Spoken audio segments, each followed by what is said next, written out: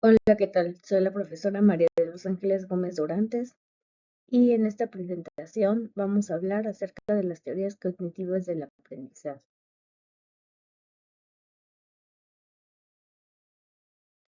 Hoy vamos a explorar un tema fundamental en el campo de la educación, que son las teorías cognitivas del aprendizaje. Estas teorías nos permiten comprender cómo las personas adquieren, procesan y almacenan la información y cómo este conocimiento se organiza y se utiliza para resolver problemas de la vida diaria.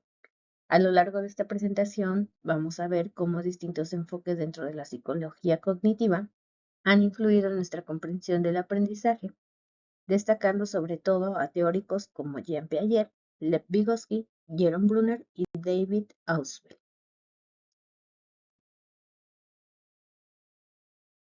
Las teorías del aprendizaje se centran en los procesos internos de la mente, cómo los estudiantes interpretan y dan sentido a la información que reciben, así como la relacionan con lo que ya saben y cómo la transforman para utilizarla de manera efectiva. A diferencia de los enfoques conductistas que se enfocan en las respuestas observables, las teorías cognitivas destacan el papel que tiene la mente en la construcción del conocimiento. Los procesos cognitivos son principalmente atención, aprendizaje, memoria, pensamiento y lenguaje. La atención es un proceso cognitivo selectivo, limitado y dinámico que juega un papel crucial en la percepción y en el aprendizaje. Se vincula con la memoria, la motivación y la capacidad para centrarse en una o varias tareas de manera eficaz. También se considera la atención selectiva, lo que significa que permite al individuo centrarse en ciertos estímulos o información, mientras que ignora otros. La capacidad de la atención delimitada, lo que implica que no podemos mantener la concentración sobre demasiados aspectos a la vez. En esta también juega un papel importante la motivación. Cuando una tarea o estímulo es relevante o significativo para la persona, su atención se mantiene mejor enfocada. El aprendizaje. Para Morris y Maisto, el aprendizaje es un proceso activo, social y dinámico que depende de la interacción entre la memoria, la atención y la motivación y los contextos internos y externos en los que se desenvuelve la persona. Se habla del aprendizaje implícito y explícito. El primero se refiere a aquello que ocurre de forma inconsciente y sin un propósito de aprender. Surge a través de las actividades cotidianas de las personas y su interacción con el entorno. Mientras que el aprendizaje explícito es producto de la conciencia de querer aprender algo por medio del apoyo de los demás. El aprendizaje se considera de manera efectiva cuando el contenido es significativo para el estudiante. Esto implica que el aprendizaje debe de estar vinculado a intereses y necesidades reales, no solo a la memorización de datos. El aprendizaje no solo involucra procesos cognitivos, sino también emocionales. Las emociones influyen en la motivación, el interés y la actitud frente a lo aprendido. Hay también una estrecha relación con la memoria, ya que el aprendizaje depende de esta. Implica la decodificación, almacenamiento y recuperación de la información. Otro proceso cognitivo es la memoria, la cual es un proceso activo, dinámico y constructivo, que interactúa con la atención, las emociones y los contextos. Su función no solo es almacenar información, sino también organizarla, adaptarla y facilitarla en la vida cotidiana. Además, la memoria se relaciona con la construcción de la identidad personal y es flexible, permitiendo el aprendizaje continuo. La memoria no es un único proceso ni es homogéneo, sino que tiene diferentes dimensiones o tipos, como la memoria sensorial a corto plazo y la memoria a largo plazo. En cuanto a la memoria a corto plazo, podemos decir que tiene una capacidad limitada y retiene información durante un breve periodo, solamente unos cuantos segundos o minutos. Esta memoria es útil para retener información que necesitamos de manera inmediata, mientras que la memoria a largo plazo puede almacenar grandes cantidades de información durante periodos más largos, desde horas hasta toda la vida. El pensamiento hace alusión a un proceso activo, flexible y creativo que involucra la manipulación de representaciones mentales, el razonamiento lógico y la organización de la información. está estrechamente relacionado con la memoria, emociones y la motivación como los procesos anteriores, lo que permite a los individuos resolver problemas, tomar decisiones y generar también ideas innovadoras. Se basa en representaciones mentales como imágenes, conceptos y símbolos, que nos permiten organizar y dar sentido a la información que se recibe del entorno. Implica la capacidad de organizar la información de manera estructurada, jerárquica y lógica, lo que facilita su comprensión y análisis de situaciones complejas.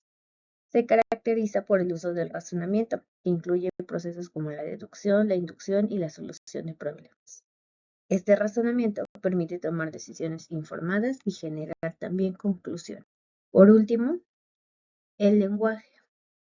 El lenguaje es universal, tiene una relación intrínseca con el pensamiento y se desarrolla de manera progresiva en los seres humanos, siendo fundamental para la interacción social y la cognición. Es entendido como un sistema complejo de comunicación que tiene un impacto fundamental en el pensamiento, el aprendizaje y las interacciones sociales con los demás. Es un sistema simbólico, lo que significa que utiliza símbolos como palabras, sonidos, gestos, etc., que permiten representar conceptos, ideas y objetos. El lenguaje es una facultad universal de la especie humana, aunque se expresa de manera diversa a través de distintas lenguas y culturas.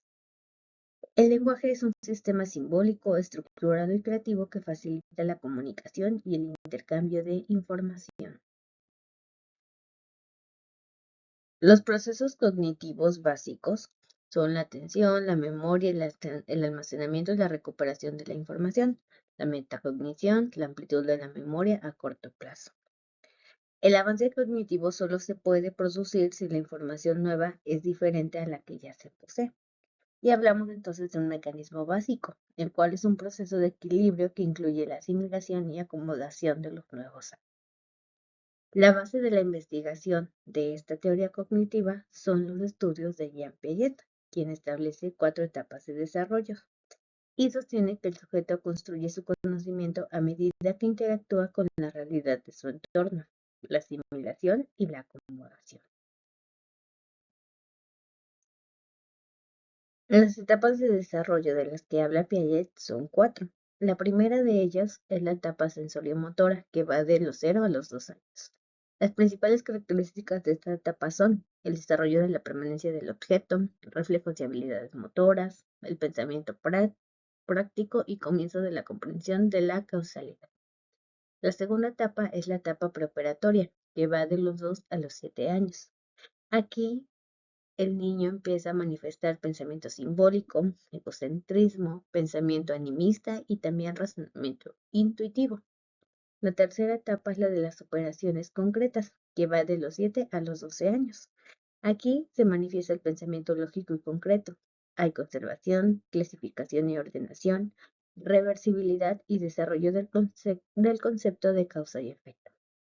Las características de la cuarta etapa, que son las operaciones formales y va de los 12 años a la vida adulta, son el pensamiento abstracto, el razonamiento hipotético deductivo, el pensamiento sistemático y planificado y la mejora en el razonamiento moral. Aquí él nos menciona que los estadios son considerados como estrategias ejecutivas cualitativas que corresponden a la manera en que cada persona tiene de enfocar los problemas a sus estructuras.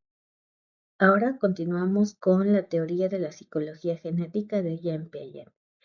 En esta, Piaget nos afirma que el conocimiento no es absorbido pasivamente del ambiente y tampoco es procesado en la mente del niño, ni brota cuando él madura, sino que es constituido por el niño a través de su interacción con sus estructuras mentales y el medio ambiente.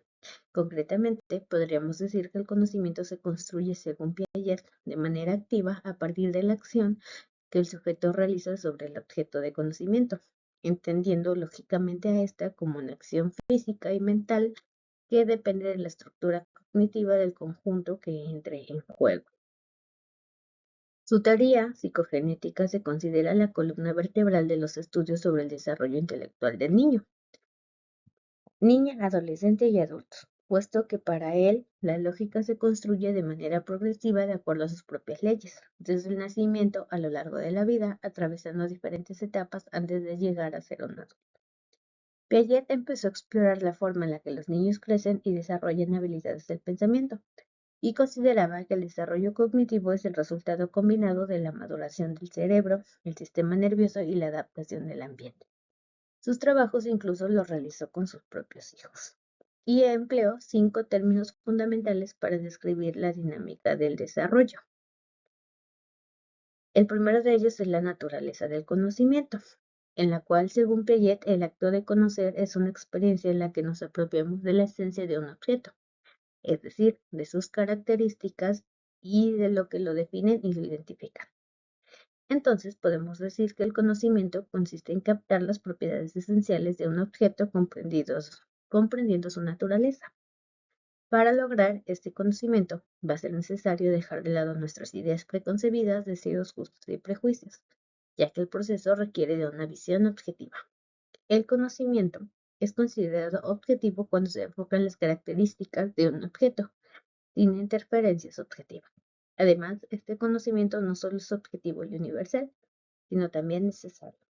Si realmente hemos entendido la esencia del objeto, el conocimiento adquirido es inalterable, es decir, resulta necesario. Para validar este conocimiento, va a ser necesario someterlo a prueba. La construcción del conocimiento. Para Piaget, el desarrollo cognitivo surge de la interacción del niño con su entorno, con su ambiente, con otras personas e incluso consigo mismo.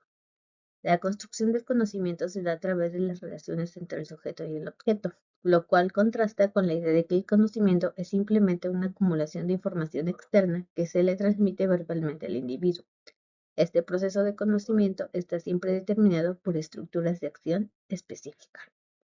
El conocimiento del mundo externo comienza con un uso directo y práctico de los objetos, lo que implica que el conocimiento de uno mismo se ve limitado por esta relación inicial que es esencialmente práctica y utilitaria. Para entender más fácil este proceso de la construcción del aprendizaje, él maneja 5 conceptos básicos, que son esquema, el cual significa la representación de una estructura mental, el patrón de un pensamiento de una persona que utiliza para tratar una situación específica en el ambiente. Lo que sigue y nos lleva a la adaptación, la cual es un proceso por el que los niños ajustan su pensamiento a incluir nueva información que promueve su comprensión. Lo que lleva a la asimilación, que consiste en adquirir nueva información e incorporarla en los esquemas existentes en respuesta a los nuevos estímulos del ambiente. Lo que produce a su vez la acomodación, que permite que la nueva información se ajuste creando nuevos esquemas, que significa alcanzar un balance entre esquemas y acomodación, lo que lleva al equilibrio, el cual se produce a través de la interacción entre la asimilación de nueva información y la acomodación de esquemas existentes. Continuamos con las etapas de desarrollo de la inteligencia. Para Piaget, el desarrollo de la inteligencia pasa por 4 etapas, cada una superior a la anterior. Las etapas las describe en función de las semejanzas y diferencias que tienen con las etapas precedentes y las subsiguientes. El desarrollo es entendido como un proceso continuo, pero las separa en unidades distintas. Cada etapa implica las experiencias logradas en las etapas precedentes. Los progresos a través de estas etapas son reflejadas en el funcionamiento intelectual del niño y sus capacidades lingüísticas, sociales y emocionales. El aprendizaje. El aprendizaje es el proceso mediante el cual una persona a través de su propia actividad transforma su comportamiento, formas de pensar, hacer y sentir. Es la acción por la cual el individuo cambia su manera de ser. Gracias al aprendizaje, el individuo amplía o ajusta sus conocimientos previos, realiza tareas de maneras diferentes y modifica sus actitudes o perspectivas. En este proceso activo, la persona aprende de manera parcial o total alguna tarea que se proponga. El aprendizaje se considera efectivo cuando responde a la necesidad u objetivo del aprendiz. Además de los aprendizajes previos o las experiencias pasadas, fomentan nuevos aprendizajes, especialmente cuando estas experiencias fueron satisfactorias y agradables. Aprender a aprender. Aquí destacamos los estudios de Roger Cousinet, quien en su obra Pedagogía del Aprendizaje sostiene que es injusto pedir a los estudiantes que aprendan sin antes haberles enseñado cómo aprender. Desde un enfoque constructivista tenemos la responsabilidad de enseñar a los estudiantes a aprender, permitiéndoles desarrollar sus habilidades de aprendizaje autónomo y autorregulado. Más allá de memorizar información, es crucial que los estudiantes aprendan a identificar las ideas principales de un mensaje, a sintetizar, analizar, comparar, diferenciar, generalizar, reflexionar, decodificar, etc., entre otras habilidades. De esta manera, el proceso de aprender a aprender fomenta la autonomía, la capacidad de control y la motivación de los estudiantes para adquirir conocimientos. Aprender a aprender entonces se convierte en el mejor indicador del proceso del constructivismo del aprendizaje. Ahora bien, todo lo antes mencionado también tiene una estrecha relación con la teoría de la psicología culturalista de Lev Vygotsky, para quien el hombre nace y vive en una cultura determinada, en donde establece una relación con otras personas y un ambiente social, cultural y natural que le exigen ciertas conductas. Surge entonces una necesidad de comunicarnos y de esta manera el lenguaje se convierte en un vínculo de comunicación superior. Según la teoría sociocultural, la inteligencia no es lo que el niño conoce como posición individual, sino que éste establece una relación con el objeto de conocimiento en el que surgen los mediadores. Desde esta perspectiva, el lenguaje es considerado un mediador cultural, porque permite recibir la información del medio y luego producir una nueva información. En este mismo proceso, un segundo mediador será una segunda persona o un profesor cuando se habla ya de la escolaridad. En ese caso, primero es el estímulo, el profesor interfiere.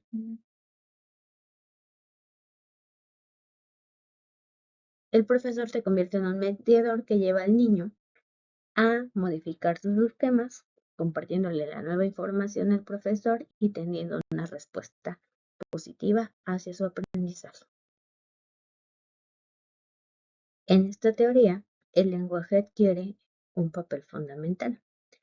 Para Vygotsky, la conformación del lenguaje inicia por imágenes, la motivación de la necesidad de comunicación que crece con el desarrollo del pensamiento activo formal. El proceso de simbolización de los signos abstractos hace alusión a situaciones concretas u objetos y también a funciones y relaciones entre los símbolos. Según Vygotsky, las prácticas comunicativas hacen surgir las funciones mentales de los individuos y desarrolla el lenguaje de la siguiente manera. Es pensamiento, comunicación y convivencia, ya que por medio del lenguaje el ser humano se apropia de signos y símbolos que las culturas elaboran, y es imposible la comunicación y representación de los objetos en el cerebro como un reflejo de la realidad objetiva, es decir, se transforma en el pensamiento. Para Vygotsky, el hombre solo por la mediación del lenguaje y del ejercicio que realiza en un contexto determinadamente social y culturalmente es el que accede a la facultad de abstracción que denominamos pensamiento.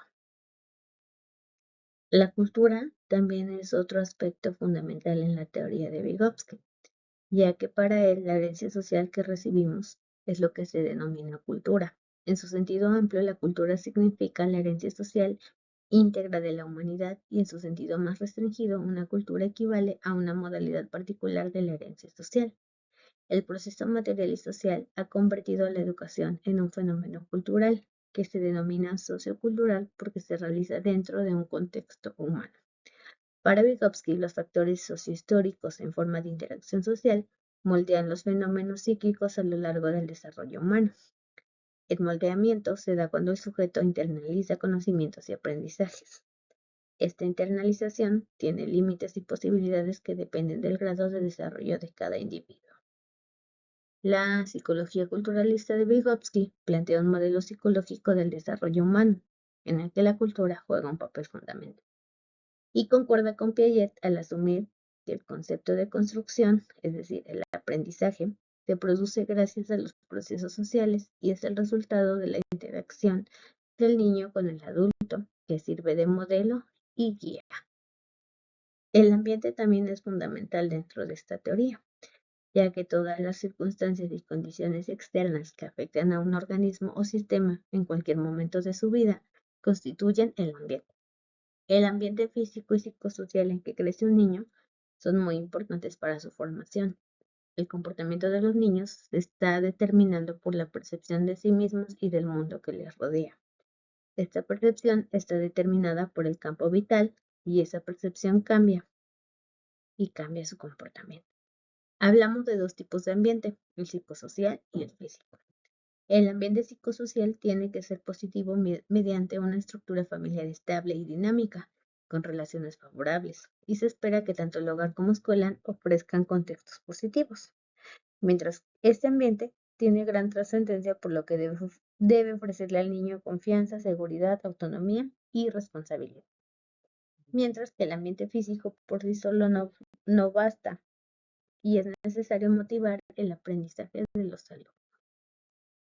También es vital dentro de esta teoría hablar de la zona de desarrollo próximo, ya que para Vygotsky el aprendizaje y el desarrollo no son excluyentes, sino que existe desarrollo sin aprendizaje y tampoco puede haber aprendizaje sin desarrollo previo. Por lo tanto, hablamos de procesos interdependientes. El aprendizaje escolar orienta y estimula los procesos del desarrollo. El proceso de desarrollo sigue al aprendizaje que crea el área de desarrollo potencial.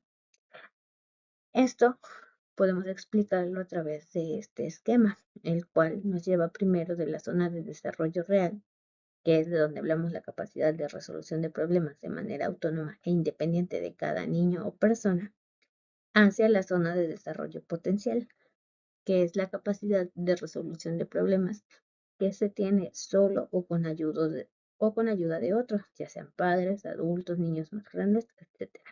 Entre estas ambas zonas está la zona de desarrollo próximo, y entre una y otra está lo que Brunner llama andamiaje, que son los apoyos que algún agente externo puede ofrecerle al niño para poder aprender algo. Los estudiantes no aprenden lo que reciban ya hecho, sino que aprenden cuando se les da la oportunidad de reconstruir o redescubrir la información o los contenidos. Brunner, aportando a este enfoque, menciona que el educador debe construir un andamiaje para que el alumno pueda asumir conscientemente y bajo su propio control la tarea que antes podía hacer con ayuda. Desde la perspectiva vygotskiana, la comunicación cara a cara es un mecanismo social de construcción de nuevos conocimientos. Explica la interacción entre desarrollo y aprendizaje. Las interacciones sociales son importantes por dos razones. En primer lugar, porque durante las interacciones sociales los niños se sienten obligados a la expresión verbal, lo que acelera el proceso de interiorización. Y en segundo, porque un educador o quizás también algunos otros niños mayores pueden localizar la zona de desarrollo próximo al relacionarse con el niño. Es decir, todos necesitamos de otros para alcanzar ciertos objetivos, no solo haciendo referencia a objetivos materiales, sino también a las necesidades sociales y psicológicas que son importantes para el bienestar de una persona. Aquí resalta también hablar de la importancia del aprendizaje cooperativo, ya que en él los alumnos se dan cuenta con más frecuencia qué es lo que hacen bien y qué mal, obtienen una mejor comprensión de su propio funcionamiento. Una mejor imagen acerca de su propia capacidad, ya sea de los alumnos, da más seguridad, confianza propia y estabilidad emocional. Al participar más activamente en todo el proceso del aprendizaje, los alumnos llegan a tener más intereses en el tema y se sienten más involucrados. En el aprendizaje cooperativo no se comparan los alumnos entre sí en cuanto a su rendimiento. En el salón de clases no surge un ambiente de competencia, sino que existe un aumento en la motivación de los alumnos cuando cooperan. Por último, y no menos significativo, ahora vamos a hablar de la teoría del aprendizaje significativo de David Ausubel. El enfoque constructivista parte de que el aprendizaje humano es una construcción interior y para que se produzcan aprendizajes significativos se necesitan dos condiciones. Una es que el contenido sea potencialmente significativo, con lógica y psicológicamente, y dos, que el alumno esté motivado. El aprendizaje para el niño es funcional cuando se convierte en significativo en el plano afectivo. La funcionalidad mejora la memoria comprensiva y la resolución de problemas. En este sentido, podemos decir que el aprendizaje significativo es un fenómeno social e intercultural. También es activo y cooperativo, es situado y es un proceso interno, activo y personal. Y cuando ocurre el aprendizaje significativo, los alumnos pueden evaluar la significatividad en ellos, al ver en qué grado se satisfacen sus necesidades de aprendizaje, se aclaran sus interrogantes, se resuelven sus dudas, se mejora su comprensión, etc. La significatividad. La significatividad está definida por la tarea del estudiante para adquirir un nuevo conocimiento a partir de sus conocimientos previos. Es la articulación entre ambos lo que determina la construcción del nuevo significado. La rapidez y forma en la que aprende una persona depende de la relación entre sus conocimientos previos y el nuevo material, la naturaleza de la relación que hay entre la información nueva y la antigua. El aprendizaje significativo se opone al aprendizaje repetitivo o memorístico, con el que es muy difícil adquirir la significación.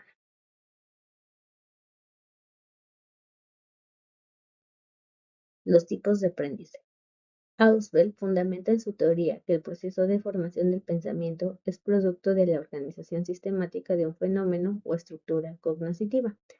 Sostiene que el aprendizaje significativo se da al relacionarse las nuevas ideas con las antiguas.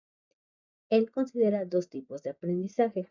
Uno es el aprendizaje por recepción y descubrimiento y dos, el aprendizaje por repetición y significativo.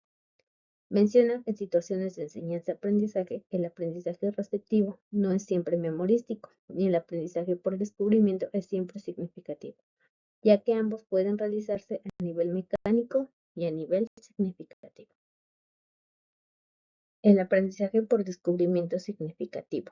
En este aprendizaje, el sujeto debe descubrir lo que necesita aprender para que el conocimiento quede incorporado en sus estructuras cognitivas ya existentes. Ausubel plantea que en la situación educativa se aprende básicamente por recepción. El aprendizaje por recepción no es malo por naturaleza. Lo que debe apropiarse es de que sea significativo a fin de que adquiera sentido para el que aprende. El aprendizaje significativo implica que los contenidos estén relacionados de modo no arbitrario con los conocimientos previos que tienen los alumnos. Ausubel recomienda que deben eliminarse los aprendizajes memorísticos que no tienen sentidos para los niños, ya que para que el aprendizaje sea significativo se debe vincular su enseñanza a la experiencia y en analizar los conocimientos previos que el niño tenga sobre un tema, de modo que los nuevos contenidos puedan ser organizados sobre los antiguos en un todo con significado. Lo anterior nos lleva a la construcción de una estructura cognitiva. La estructura cognitiva está constituida por un sistema integrado de conceptos y sus relaciones entre ellos. Explica las relaciones recíprocas de conjuntos de conceptos. La estructura mental nos permite captar, abordar hechos e ideas bajo la forma de problemas y encontrarles una solución. El desarrollo de la inteligencia implica que el sujeto tenga intereses y curiosidades. Se trata de asimilar a las estructuras de acción elementales estructuras de acción superiores, que estas estructuraciones organicen la realidad en acto o pensamiento. El proceso de la información del pensamiento supone la organización sistemática de un fenómeno conocido con el nombre de estructura cognitiva. La actividad significativa es un conjunto de experiencias estimulantes que se organizan de manera coherente para que el alumno tenga un aprendizaje significativo, lo cual podemos resumir en el esquema que se encuentra a la derecha. Metodología activa y criterios para facilitar el aprendizaje significativo. La metodología educativa debe considerar al aprendizaje significativo y funcional que tienen a la memoria comprensiva como un ingrediente principal. La metodología activa es un conjunto de estrategias generadas por el docente que involucra a los alumnos de manera atractiva e interesante y les permite construir sus propios conocimientos a través de actividades significativas. Se fundamenta en el hecho psicológico de que la acción precede al pensamiento y que el pensamiento procede de la acción. La clave para aplicar los métodos activos está en general en los niños en generar necesidades, intereses y curiosidades que despierten su motivación interna. Esta metodología activa para generar aprendizajes significativos tiene que ser socializadora, centrarse en el estudiante, partir de la experiencia del alumno, desarrollar un ambiente de diálogo, redefinir el rol docente, debe respetar también las inquietudes de los alumnos, organizar actividades para favorecer la investigación del alumno y favorecer el aprendizaje globalizado. De acuerdo al Programa de Innovación Pedagógica y de Gestión, los criterios para facilitar el aprendizaje significativo son los valores y actitudes, el material educativo, la evaluación, las metodologías activas, las estrategias de motivación, organización del aula, los estilos de aprendizaje, la interacción alumno-profesor y las estrategias de aprendizaje. También deben de favorecerse oportunidades de aprendizaje significativo que se le puedan proporcionar a los alumnos. Estas son las rutinas, los sucesos y los proyectos. Aquí cabe resaltar que los niños son protagonistas de su propio aprendizaje y necesitan una variedad de actividades y experiencias que les permitan construir, reconstruir, modificar, ampliar y profundizar sus conocimientos, lo que implica que aprender no es copiar, reproducir o repetir, sino elaborar sus propias representaciones y significados para organizarlos de manera personal. La autoestima condiciona el aprendizaje. La autoestima debe de ser vista como la meta más alta del proceso educativo y como el centro de nuestra forma de pensar, sentir y actuar. Funge como un resorte motivador. Todo niño merece ser reconocido como alguien apreciable con derecho al respeto y a la dignidad personal.